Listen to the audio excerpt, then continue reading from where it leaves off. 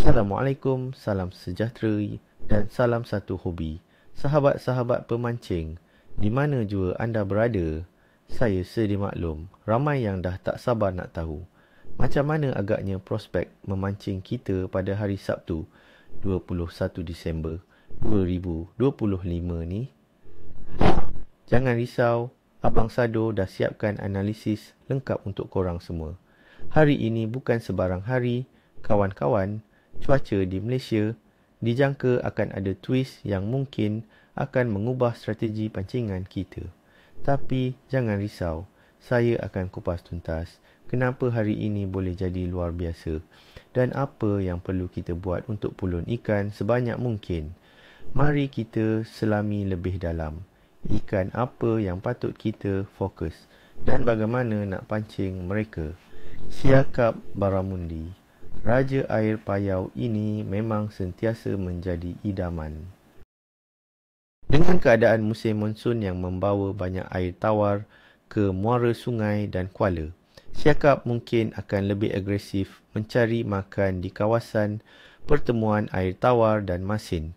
Cari mereka di struktur seperti pokok bakau yang tumbang, tiang jambatan atau di sekeliling reba-reba. Saya sarankan guna gewang mino berenang cetek atau gewang soft plastik yang dijig perlahan. Waktu terbaik adalah di awal pagi atau lewat petang, terutamanya jika air pasang. Siakap suka air yang sedikit keruh selepas hujan, jadi ini mungkin kelebihan kita. Kerapu dan jenahak, grouper and snapper. Ikan dasar ini memang pot dia di kawasan struktur. Oleh kerana cuaca yang mungkin berangin, kawasan perairan cetek di sekitar pulau-pulau kecil yang terlindung atau di dasar tebing sungai yang curam di muara adalah lokasi terbaik. Ikan umpan hidup seperti udang atau anak ikan bilis atau persembahkan jigging perlahan dengan gewang spoon atau soft plastik yang berat. Kerapu dan jenahak sangat sensitif pada perubahan tekanan air. Jadi, kalau tekanan udara stabil, mereka akan lebih aktif. Cuba cari lubuk atau reba pada kedalaman antara 3 hingga 8 meter. Toman dan haruan, giant snakehead and striped snakehead. Untuk peminat air tawar, toman dan haruan sentiasa menjadi sasaran. Dengan hujan monsun, paras air di empangan dan tasik mungkin naik. Ini bermakna ikan-ikan ini akan mencari kawasan rumput atau semak samun yang baru tenggelam untuk mencari mangsa seperti anak-anak ikan kecil dan katak. Gewang top water seperti froggy lure atau popper untuk toman, terutamanya di celah-celah rumput air. Untuk haruan pula, soft plastic grab atau spoon lure yang ditarik perlahan di tepi-tepi tebing atau celah-celah pokok tumbang memang berkesan. Mereka akan lebih aktif selepas hujan reda dan suhu air kembali normal. Sekarang, mari kita fahamkan kenapa ikan akan berkelakuan begitu.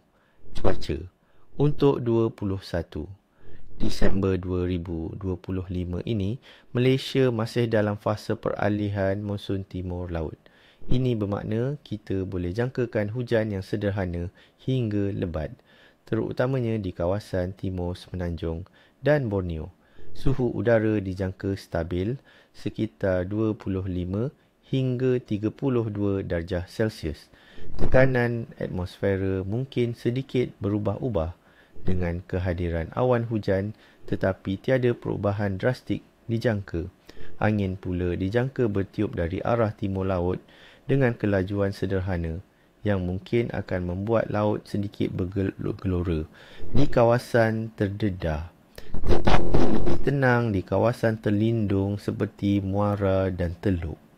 Hujan akan meningkatkan paras air di sungai dan tasik, membawa nutrien baharu dan menyebarkan ikan.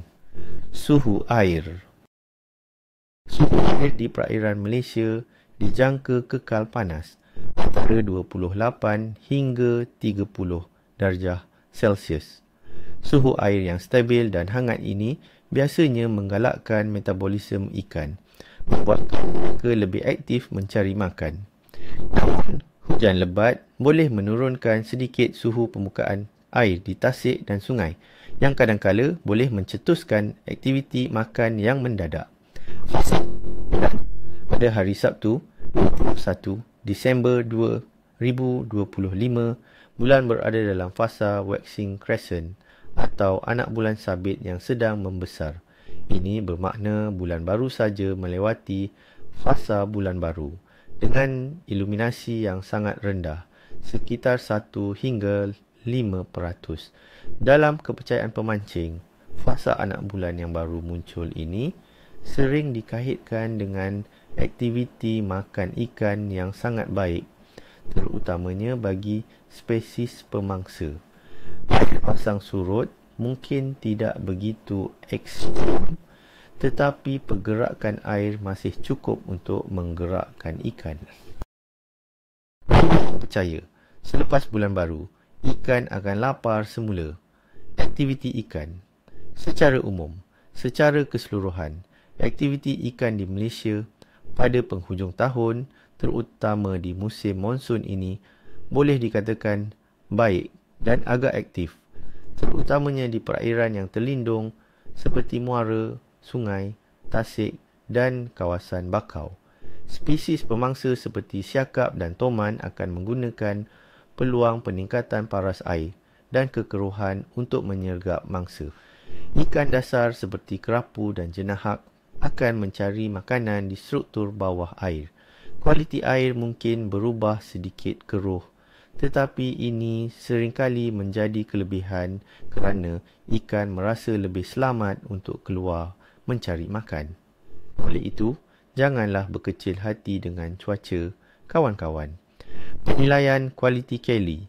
Maka dengan semua faktor yang kita bincangkan tadi, saya berani katakan bahawa kualiti Kelly pada hari Sabtu, 21 Disember 2025 adalah baik dan aktif.